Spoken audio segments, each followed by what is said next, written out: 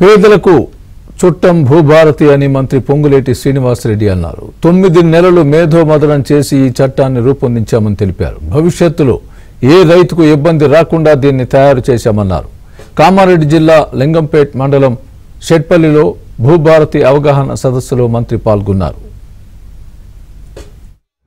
June 2 నుంచి August 15వ తారీఖు లోపు వరకు రాష్ట్రంలోని అన్ని మండలాలలో ఈ భూభారతి కాన్సెప్ట్ ద్వారా రైతన్నలకున్న సమస్యలు, న్యాయమైన సమస్యలన్నిటినీ పరిష్కరించే దిశగా మన గౌరవ ముఖ్యమంత్రి రేవంత్ రెడ్డి గారి నాయకత్వంలోని మన ఇందిరమ్మ ప్రభుత్వం, పేదోడి కష్టాలు తెరిచే ఇందిరమ్మ ప్రభుత్వం ఆ దిశగా పనిచేస్తుందని ఈ వేదిక ద్వారా మీ అందరికీ తెలియజేయదలుచుకున్నాను.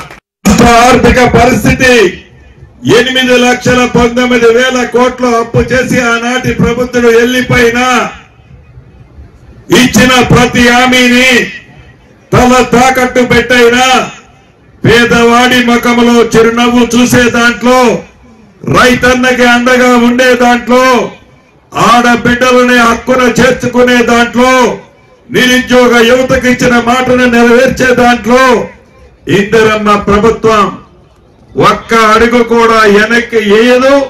మీ దీవెనలతో పగటి కళలు ఎవరైతే కంటున్నారో వారి పగటి కళలని భవిష్యత్తులో కూడా పగటి కళల్లోనే ఉంచే విధంగా